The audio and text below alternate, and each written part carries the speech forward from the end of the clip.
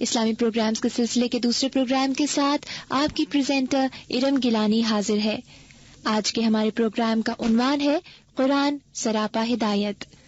آج کے پروگرام میں ہماری مہمان ڈاکٹر فرحت ہاشمی ہیں، جو ہمیں بتائیں گی کہ قرآن کی قرأت کے ساتھ اس کے ترجمے کو سمجھنا اور اس پر عمل کرنا کتنا ضروری ہے۔ تو چلتے ہیں ڈاکٹر فرحت کی جانب، جو ہمیں قرآن کو پڑھنے اور اس کی ضرورت پر روشنی ڈالیں گی۔ نحمده ونصلي على رسوله الكريم، اما بعد، فاعوذ بالله من الشيطان الرجيم، بسم الله الرحمن الرحيم، رب اشرح لي صدري ويسر لي امري واحلل عقدة من لساني يفقهوا قولي۔ ہماری آج کی گفتگو قرآن پاک کے حوالے سے ہے۔ اللہ تعالیٰ کا ہم سب پر بہت بڑا احسان ہے کہ اس نے ہمیں انسان بنایا، اشرف المخلوقات بنایا، زمین کی تمام چیزیں ہمارے لیے پیدا کی۔ ارشاد باری تعالیٰ ہے، خلق لکم ما فی الارض جمیعا، اس نے تمہارے لیے پیدا کیا جو کچھ زمین میں ہے سارے کا سارا۔ زمین پر طرح طرح کے نباتات، حیوانات، جمادات، یہ پہاڑ، یہ بادل، یہ ہوائیں، یہ سب کچھ انسان کے لیے۔ ان تمام نعمتوں کے ساتھ ساتھ اس نے ہم پر ایک اور بہت بڑی نعمت کی، اور وہ یہ کہ ہمیں مسلمان بنایا، اپنی پہچان دی۔ اللہ تعالیٰ نے انسان کی رہنمائی کے لیے دور اول سے ہی بے شمار انسانوں کو پیغمبر بنا کر، ہدایت دینے والے بنا کر بھیجا۔ یہ سلسلہ حضرت آدم علیہ السلام سے ہی شروع ہو گیا تھا کہ جنہیں پہلا انسان ہونے کے ساتھ ساتھ پہلا پیغمبر ہونے کا شرف بھی حاصل ہے۔ اس سلسلے کا اختتام نبی اکرم صلی اللہ علیہ وسلم پر ہوا۔ آپ صلی اللہ علیہ وسلم ہمارے درمیان اللہ کا ایک بہت بڑا احسان ہے، جس کا ذکر قرآن پاک میں ان الفاظ میں کیا گیا، لقد من اللہ علی المؤمنین اذ بعث فیہم رسولا من انفسہم یتلو علیہم آیاتہ وَيُزَكِّيهِمْ وَيُعَلِّمُهُمُ الْكِتَابَ وَالْحِكْمَةَ وَإِنْ كَانُوا مِنْ قَبْلُ لَفِي ضَلَالٍ مُبِينٍ۔ یقیناً اللہ تعالیٰ نے اہل ایمان پر بہت بڑا احسان کیا جب ایک رسول ان کے اندر انہی میں سے مبعوث فرمایا، جو ان پر اس کی یعنی اللہ کی آیات پڑھ کر سناتا ہے، ان کا تزکیہ کرتا ہے، انہیں کتاب اور حکمت کی تعلیم دیتا ہے، اور یقیناً اس سے پہلے وہ کھلی گمراہی میں مبتلا تھے۔ گویا اللہ نے انسانوں کو ہدایت دینے کے لیے، انہیں زندگی گزارنے کا بہترین طریقہ سکھانے کے لیے ایک رسول مبعوث فرمایا۔ اس آیت سے ہمیں پتہ چلتا ہے کہ رسول اکرم صلی اللہ علیہ وسلم کی بعثت کے مقاصد کیا تھے، اور ان مقاصد کے لیے آپ نے کیا میتھڈالوجی یا کیا طریقہ کار اختیار کیا۔ اس آیت سے پتہ چلتا ہے کہ آپ صلی اللہ علیہ وسلم کے فرائض منصبی میں 4 کام نہایت اہم تھے۔ نمبر 1 تلاوت آیات، نمبر 2 تزکیہ نفس، نمبر 3 تعلیم کتاب، اور نمبر 4 تعلیم حکمت۔ اور پھر فرمایا کہ اس تعلیم سے پہلے لوگ کھلی گمراہی میں مبتلا تھے۔ گویا یہ 4 کام انسانوں کی ہدایت کا ذریعہ بنے۔ جب ان میں سے ہر ایک پر ہم غور کرتے ہیں تو اس میں سب سے اہم چیز جو نظر آتی ہے وہ تلاوت آیات اور تعلیم کتاب ہے۔ تلاوت آیات سے مراد کیا ہے؟ تلاوت آیات سے مراد قرآن پاک کو بندوں تک اسی طرح پہنچانا، انہیں پڑھ کر سنانا، انہیں سکھانا جس طرح اللہ تعالیٰ نے جبریل امین کے ذریعے نبی اکرم صلی اللہ علیہ وسلم تک اپنی اس کتاب کو پہنچایا۔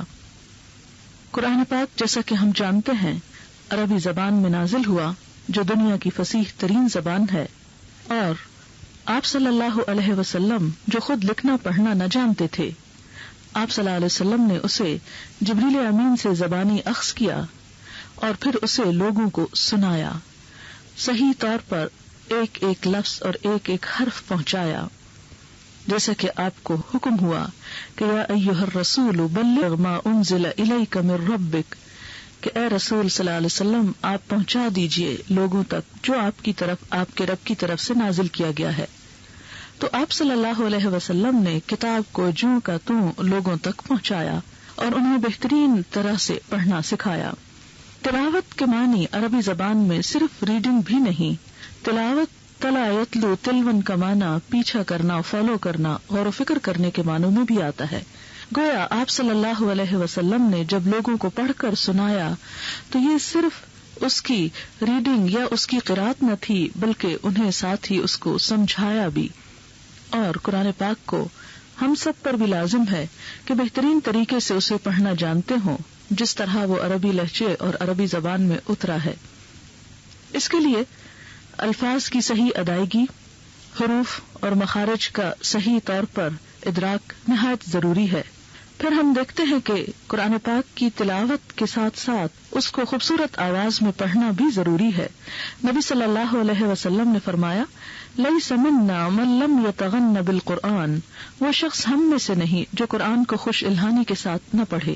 اسی طرح ایک اور جگہ پر آپ نے ارشاد فرمایا، زینوا القرآن باصواتکم، قرآن کو اپنی آوازوں کے ساتھ خوبصورت بناؤ۔ گویا جب ایک شخص اس الہامی اور اللہ کے کلام کو بہترین آواز کے ساتھ پڑھتا ہے تو ایک جگہ پر آتا ہے، نبی صلی اللہ علیہ وسلم نے فرمایا کہ اللہ تعالیٰ کسی آواز کی طرف اس طرح کان نہیں لگاتے جس طرح وہ نبی کی اس آواز کی طرف لگاتے ہیں جب وہ قرآن کو خوبصورت انداز سے، خوبصورت آواز سے پڑھتا ہے۔ انسان کا جسم صرف جسم نہیں، انسان مکمل ہوتا ہے جب اس میں روح ہوتی ہے۔ جس طرح جسم کی کچھ ضروریات ہیں، اسی طرح روح کی بھی کچھ ضروریات ہیں۔ روح کی ضرورت، روح کی غذا قرآن پاک ہے۔ قرآن پاک کو جب خوبصورت انداز میں بہترین تلاوت کے ساتھ پڑھا جاتا ہے تو انسان کی روح مطمئن ہوتی ہے، سکون پاتی ہے۔ قرآن پاک میں لفظ روح انسان کی روح کے لیے بھی آیا ہے اور روح قرآن کے لیے بھی آیا ہے، یعنی وحی کے معنوں میں بھی استعمال ہوا ہے۔ گویا انسانی روح کی غذا قرآن یعنی اس روح کے اندر ہے۔ یہ نغمہ الہامی جب دلوں پر خوبصورت آواز سے اثر کرتا ہے تو انسان کے دل کا زنگ دھلنے لگتا ہے۔ قرآن اللہ کا کلام ہے۔ قرآن کی ڈیفینیشن ہی یہی کی جاتی ہے کہ ہوا کلام اللہ، اللہ کا کلام۔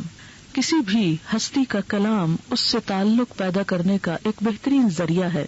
کسی بھی ہستی سے جب کمیونیکیشن کرنا مقصود ہو تو کلام کے ذریعے سب سے بہتر انداز میں کمیونیکیشن کی جا سکتی ہے۔ اسی لیے وہ مشہور قول سب جانتے ہیں کہ علامہ اقبال کے والد نے اپنے بیٹے کو نصیحت کی تھی کہ بیٹا قرآن اس طرح پڑھو گویا تم اللہ تعالیٰ سے ہم کلام ہو۔ اللہ تعالیٰ کی مرضی معلوم کرنے کا بہترین طریقہ قرآن حکیم ہے، لیکن قرآن حکیم سے بہتر طور پر فائدہ اسی وقت اٹھایا جا سکتا ہے جب انسان اس کو سمجھتا بھی ہو۔ جیسا کہ ہم سب کی زبان عربی نہیں، اردو ہے یا انگریزی، پنجابی، کوئی بھی زبان ہو سکتی ہے۔ ایسے میں قرآن پاک کو سمجھ کر پڑھنا براہ راست عربی ٹیکسٹ سے عموماً مشکل ہوتا ہے۔ اس لیے ضروری ہے کہ قرآن پاک کی تعلیم کا بھی اہتمام کیا جائے، جیسا کہ اس آیت میں آتا ہے جو ابھی میں نے آپ کے سامنے تلاوت کی کہ نبی صلی اللہ علیہ وسلم نے یتلو علیہم آیاتہ کے ساتھ ساتھ یعلمہم الکتاب بھی کیا، یعنی آپ صلی اللہ علیہ وسلم نے لوگوں کو کتاب کی تعلیم بھی دی۔ تعلیم کا لفظ عربی زبان میں علم یعلم تعلیم، علم دینا، تھوڑا تھوڑا کر کے سکھانا، اس طرح کہ لوگ اسے جان لیں اور اسے یاد بھی رکھ سکیں۔ تعلیم کا لفظ اردو میں بھی بہت عام ہے، معروف ہے کہ کسی کو اس انداز سے علم دینا کہ وہ علم اس کی زندگی کا حصہ بن سکے یا اسے وہ اچھی طرح اخذ کر سکے۔ قرآن پاک سے صحیح معنوں میں استفادہ کے لیے ضروری ہے کہ انسان اس کے معنی کو بھی سمجھتا ہو۔ اس کے لیے اگرچہ بہت سی زبانوں میں قرآن پاک کے تراجم موجود ہیں، لیکن اگر براہ راست قرآنی عربی کو سیکھنے کی کوشش کی جائے تو یہ عمل بھی بہت آسان ہے۔ ہم دیکھتے ہیں کہ عربی زبان اور اردو زبان باہم بہت ملتی جلتی زبانیں ہیں۔ اردو زبان میں عربی زبان سے 70% مادے لیے گئے ہیں۔ قرآن حکیم کے الفاظ پر جب غور کیا جائے تو ہم دیکھتے ہیں کہ کل 1600 مادے ہیں یا الفاظ ہیں، جن میں سے 1200 عام اردو بول چال میں استعمال ہوتے ہیں۔ تقریباً 400 الفاظ ایسے ہیں کہ جو اردو دان کے لیے کچھ نئے ہو سکتے ہیں، بہرحال اگر ایک انسان 1 سال میں قرآن پاک کو سیکھنا چاہے تو ہر روز سال کے 365 دنوں میں اگر 400 الفاظ یاد کیے جائیں تو 1.5 لفظ تقریباً ہر روز بنتا ہے. اور ویسے بھی قرآن پاک کے اندر بہت تکرار ہے، ایک لفظ کئی بار استعمال ہوتا ہے. اگر انسان تھوڑی سی کوشش اور محنت کے ساتھ قرآن پاک کا لفظی ترجمہ روزانہ کی روٹین میں یاد کرنا شروع کر دے تو جلد ہی وہ قرآن پاک کو بغیر کسی اور ترجمے یا سہارے کے ڈائریکٹ بھی سمجھ سکتا ہے. اس کے لیے استاد کا ہونا بہت مفید ہے، اور اگر کوئی میسر نہ ہو تو لفظی ترجمے کے قرآن پاک بھی مارکیٹ میں مختلف طرح کے اویلیبل ہیں. لفظ کو قرآن کے جاننا ایک بہترین عبادت بھی ہے اور بہترین مشغلہ بھی اور بہترین علم بھی. بیک وقت انسان اس سے کئی طرح کے فائدے اٹھا سکتا ہے. بہرحال تلاوت کتاب کا رواج تو ہمارے معاشرے میں بہت عام ہے، لیکن تعلیم کتاب کی طرف عموماً توجہ کم دی گئی ہے. اس کے لیے بھی کوششیں ہونی چاہیے. نبی صلی اللہ علیہ وسلم کا ایک اور کام تعلیم حکمت بھی تھا. یہ تعلیم حکمت نبی صلی اللہ علیہ وسلم کے اپنے الفاظ بھی ہیں، آپ کی پسند و ناپسند بھی ہے کہ جو سب کچھ حکمت پر مبنی تھا. اور ان 3 کاموں کے ساتھ آپ نے جو کام کیا وہ تزکیہ نفس کا تھا. گویا قرآن کا پڑھنا، قرآن کا سیکھنا اور سکھانا، قرآن کے مفہوم اور معنی کو جاننا، یہ سب ایک وسیلہ اور ذریعہ ہے تزکیہ نفس کا. تزکیہ کا مطلب انسان کو پاک کرنا ہے، اس کے عقائد، اس کے خیالات، اس کے دل، اس کی نیت، اس کی گفتگو، اس کے ظاہر کو بھی، اور اس کے ساتھ ساتھ عربی میں تزکیہ کا مفہوم نشو و نما دینا بھی ہے. گویا تزکیہ کا عمل دوہرا ہے، ایک طرف قلب و روح کی صفائی اور دوسری طرف اس میں خیر کی کلٹیویشن یعنی اچھی چیزوں کا نشو و نما دینا. قرآن پاک پڑھنے سے تزکیہ نفس بہترین طریقے پر ہو سکتا ہے. قرآن جہاں ہمارے ایسے خیالات اور ایسے اعمال کی اصلاح اور صفائی کرتا ہے جو ہمارے ہی لیے مشکلات کا سبب بنتے ہیں، وہاں پر قرآن پاک کے مختلف احکامات کے اندر ایسی تعلیم پائی جاتی ہے جو ہمیں زندگی میں بہتر انسان بننے میں مددگار ہیں. ہم دیکھتے ہیں کہ قرآن پاک کے حقوق میں سب سے پہلا حق، جیسا کہ ابھی عرض کیا گیا، کہ قرآن پاک کو صحیح انداز میں پڑھنا ہے، پھر اس کے بعد اس کے معنی کو جاننا ہے، اس پر غور و فکر کرنا ہے. جیسے کہ خود قرآن پاک میں آتا ہے، کتاب انزلناہ الیک مبارک لیدبروا آیاتہ ولیتذکر اولو الالباب. یہ ایک کتاب ہے جسے ہم نے اتارا ہے تاکہ لوگ اس کی آیات میں غور و فکر کریں، ولیتذکر اولو الالباب، اور تاکہ عقل مند لوگ اس سے نصیحت پکڑیں. تو گویا قرآن پاک صرف غور و فکر کرنے کے لیے یا صرف علم حاصل کرنے کے لیے نہیں، بلکہ یہ کتاب تو عمل کا راستہ دکھاتی ہے. قرآن پاک میں انسان کی کامیابی کے لیے ایمان کے ساتھ عمل صالح کو بہت جگہ پر ضروری قرار دیا گیا. قرآن حکیم کا علم انسان کو عمل صالح کے لیے تیار کرتا ہے، نیک کام کرنے کا راستہ آسان کرتا ہے. عموماً لوگ قرآن پاک پڑھنے سے گھبراتے ہیں یہ سوچ کر کہ اگر ہم نے پڑھ لیا تو ہمیں اس پر عمل کرنا پڑے گا اور ہماری پوچھ زیادہ ہوگی، پھر پکڑ بھی ہوگی. لیکن یہ ایک ایسا خیال ہے جس کی کوئی اصل نہیں. بات یہ ہے کہ علم کا حاصل کرنا تو ہر شخص پر فرض ہے. اگر کوئی شخص مواقع رکھتا ہے، ذہنی صلاحیت رکھتا ہے اور پھر جان بوجھ کر ایسا نہیں کرتا تو اسے یہ بھی سوچنا چاہیے کہ اس کا یہ کہنا اور اس کا یہ بولنا دراصل کس کے سامنے ہے؟ کیا اللہ کے سامنے کہ جو دلوں کے حال تک جانتا ہے؟ اللہ تعالیٰ تو ہماری اس خیال سے بھی واقف ہے کہ ہم جان بوجھ کر عمل سے پیچھے ہٹنے کے لیے قرآن نہیں پڑھ رہے، اس کے سامنے پھر ہم کیا عذر پیش کر سکتے ہیں؟ بہرحال قرآن ڈرنے کی چیز نہیں، قرآن گھبرانے کی چیز نہیں. قرآن تو ایک مددگار ہے، قرآن تو ساتھی ہے جو نیک اعمال کا راستہ دکھاتا ہے اور نیک اعمال کرنے کے لیے انسان کو ہمت دلاتا ہے، جذبہ اس کے اندر پیدا کرتا ہے، دلوں کے سکون کا باعث بنتا ہے. پھر جیسا کہ قرآن پاک میں آتا ہے وَلِيَتَذَكَّرَ أُولُو الْأَلْبَابِ، یہ کتاب اس لیے ہے کہ عقل مند اس سے نصیحت پکڑیں. تو گویا علم کے ساتھ عمل، اور پھر صرف عمل نہیں بلکہ دوسروں کو بھی اس راستے کی طرف لانا اور یہ راہ دکھانا اور ان کے لیے بھی چراغ جلانا ہم سب کی ذمہ داری ہے جو اہل علم ہیں. کیونکہ نبی اکرم صلی اللہ علیہ وسلم نے فرمایا تھا بلغوا عنی ولو آیا، مجھ سے آگے پہنچاؤ اگرچہ ایک آیت ہی کیوں نہ ہو۔ گویا اگر کسی شخص کو قرآن پاک کی ایک آیت کا بھی علم ہے تو وہ اسے دوسروں تک بتانے اور اسے پہنچانے میں کوئی عار محسوس نہ کرے، کیونکہ ہم امت وسط کہلاتے ہیں۔ قرآن پاک میں امت وسط کا فریضہ یہ بیان کیا گیا ہے کہ وَكَذَلِكَ جَعَلْنَاكُمْ أُمَّةً وَسَطًا لِتَكُونُوا شُهَدَاءَ عَلَى النَّاسِ، اور اسی طرح ہم نے تمہیں امت وسط بنایا تاکہ تم تمام انسانوں کے سامنے حق کی گواہی رکھو۔ گویا قرآن میں جہاں بار بار یا ایھا الناس کہہ کر خطاب آتا ہے کہ اے لوگو، تو اس سے یہ پتہ چلتا ہے کہ یہ قرآن صرف مسلمانوں کے لیے نہیں بلکہ تمام انسانیت کے لیے ہے۔ تمام انسانیت تک، تمام مخلوق تک خالق کا پیغام، خالق کی مرضی، خالق کی بات کون پہنچائے گا؟ یہ ذمہ داری اللہ تعالیٰ نے مسلمانوں پر ڈالی۔ ہم سب سے اس کے بارے میں سوال کیا جائے گا کہ ہم نے اپنے دوسرے کاموں کے ساتھ ساتھ اس ذمہ داری کو کہ جو بہترین امت وسط ہونے کی حیثیت سے ہم پہ عائد ہوتی ہے، ہم نے اس سے کس حد تک ادا کیا، کس حد تک لوگوں تک پہنچایا۔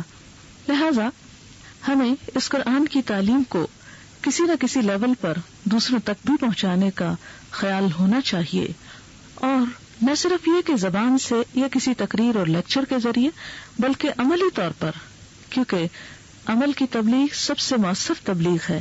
ایک شخص زبان سے کچھ کہتا ہے اور عمل سے کچھ کرتا ہے تو اس کی تبلیغ میں یا اس کی بات آگے پہنچانے میں کچھ اثر نہیں ہوتا، کچھ فائدہ نہیں ہوتا۔ لیکن ایک شخص اگر قرآن پر عمل کر رہا ہے، اگر زبان سے وہ کوئی بھی بات نہیں بتاتا تو خود بخود وہ قرآن کے میسج کو دوسروں تک پہنچا رہا ہے۔ اس میں ہم دیکھتے ہیں کہ حضرت عائشہ رضی اللہ تعالی عنہا سے جب ایک مرتبہ پوچھا گیا کہ نبی صلی اللہ علیہ وسلم کا اخلاق کیسا تھا، تو آپ نے فرمایا کہ نبی صلی اللہ علیہ وسلم کا اخلاق قرآن تھا، کانا خلقہ القرآن، آپ کا اخلاق قرآن، گویا آپ قرآن کا چلتا پھرتا عملی نمونہ تھے۔ اس لیے ہم میں سے ہر وہ شخص جو قرآن کو پڑھے پھر اس کا یہ حق بھی ادا کرے، کیونکہ قیامت کے دن یا تو قرآن انسان کے حق میں حجت ہوگا یا انسان کے خلاف حجت ہوگا۔ حق میں حجت ہونے کا مطلب کیا ہے کہ قرآن انسان کے لیے سفارشی بن جائے گا اور اللہ تعالیٰ کے سامنے انسان کے حق میں جھگڑے گا کہ یا اللہ تو اس کو بخش دے کیونکہ یہ مجھے بہت پڑھتا تھا۔ اور انسان کے خلاف سفارش یا انسان کے خلاف حجت کا مطلب یہ ہے کہ وہ یہ شکوہ کرے گا کہ یا رب ان لوگوں نے مجھے چھوڑ دیا تھا۔ نبی اکرم صلی اللہ علیہ وسلم جن کے بارے میں ہمیں امید ہے کہ وہ امت کی شفاعت کریں گے، قرآن پاک میں آتا ہے کہ قیامت کے دن نبی صلی اللہ علیہ وسلم ان لوگوں کے خلاف گواہی دیں گے جو اس قرآن کو چھوڑ دیں گے۔ آیت مبارکہ ہے وقال الرسول یا رب ان قوم اتخذوا هذا القرآن مہجورا، اور رسول کہیں گے کہ اے میرے رب میری اس قوم نے اس قرآن کو چھوڑ دیا تھا۔ آج ہمیں اس قرآن کو اٹھانے کی اور پکڑنے کی ضرورت ہے، جن کے بارے میں قرآن پاک میں آتا ہے والذین یمسکون بالکتاب، اور وہ لوگ جو اس کتاب کو مضبوطی سے پکڑ لیتے ہیں۔ اللہ کے ہاں کامیاب ہونے والوں کی علامات میں سے ایک اہم علامت یہ ہے کہ وہ قرآن کے ساتھ تعلق رکھتے ہیں، اور اس تعلق میں اس کا خوبصورت انداز میں پڑھنا، اس کا سمجھنا، اس پر عمل کرنا اور اسے آگے پہنچانا ہے۔ جیسے کہ اقبال نے بھی کہا تھا قاری نظر آتا ہے حقیقت میں ہے قرآن، کہ بندہ مومن اگرچہ قرآن پڑھتا نظر آتا ہے لیکن حقیقت میں وہ خود قرآن کا عملی نمونہ ہوتا ہے۔ جب تک ہمارا عمل قرآن کے مطابق نہیں ہوگا اس وقت تک ہم دنیا کے سامنے ایک اچھے مسلمان اور ایک اچھے انسان اور ایک اچھے اسلامی معاشرے کا نمونہ پیش نہیں کر سکتے۔ لہٰذا ہم سب کی ذمہ داری بنتی ہے کہ ہم اللہ تعالیٰ کی اس کتاب کو اپنے لیے ایک بہترین انعام سمجھیں اور اس سے بھرپور فائدہ اٹھائیں۔ یہ تو بابرکت کلام ہے جس رب کی طرف سے آیا ہے، وہ رب عظیم ہے جس شہر میں اترا، وہ شہر ام القریٰ تمام بستیوں کی ماں ہے، جس نبی پر اترا نبی اکرم صلی اللہ علیہ وسلم تمام انبیاء کے سردار ہیں، جس رات میں اترا وہ لیلۃ القدر 1000 مہینوں سے زیادہ بہتر ہے، جس مہینے میں اترا شہر رمضان، رمضان کا مہینہ وہ تمام مہینوں میں افضل ہے، جو اس امت کے پاس آیا امت وسط وہ تمام امتوں میں سے زیادہ افضل ہے۔ گویا قرآن جہاں جہاں آیا، لانے والا فرشتہ ہو جبریل امین جو فرشتوں کے سردار ہیں، یا پیغمبر جو پیغمبروں کے سردار ہیں، یہ ایسی بابرکت کتاب ہے کہ جہاں سے بھی اس کا گزر ہوا وہ لوگوں کے دل، دماغ، روح، خیالات، حالات، اعمال پلٹتا چلا گیا. دنیا کی واحد کتاب جس نے دنیا میں سب سے بڑا انقلاب پیدا کیا، اور ایسا انقلاب جو خون ریزی کا انقلاب نہیں تھا، جس نے لوگوں کے دلوں پر حکمرانی کی، لوگوں کی زندگیوں میں امن اور سکون کا پیغام لایا. آج بھی اگر کوئی شخص حقیقی معنوں میں مسلمان بن کر زندہ رہنا چاہتا ہے اور اسلام کا صحیح نمونہ دنیا کے سامنے پیش کرنا چاہتا ہے تو اسے اسی کتاب کا سہارا لینا ہوگا. جیسے کہ علامہ اقبال نے بھی کہا تھا کہ گر تو خواہی مسلمان زیستن نیست ممکن جز بہ قرآن زیستن. اگر تم چاہتے ہو کہ مسلمان بن کر رہو تو یہ ممکن ہی نہیں کہ تم قرآن کے بغیر صحیح مسلمان بن سکو. آج امت مسلمہ میں جو اتحاد کی کمی نظر آتی ہے اس کی وجہ یہ ہے کہ ہم اصل چیز کو چھوڑ کر فرقوں اور ذاتوں میں بٹ گئے، جبکہ اللہ تعالیٰ نے اس کا حل ہمیں قرآن کے اندر ہی بتا دیا کہ وَاعْتَصِمُوا بِحَبْلِ اللَّهِ جَمِيعًا وَلَا تَفَرَّقُوا، اور سب مل کر اللہ کی رسی کو مضبوطی سے پکڑ لو اور تفرقہ نہ کرو. نبی کریم صلی اللہ علیہ وسلم نے حبل اللہ کے بارے میں فرمایا کہ هو القرآن، کہ اللہ کی رسی کیا ہے؟ قرآن.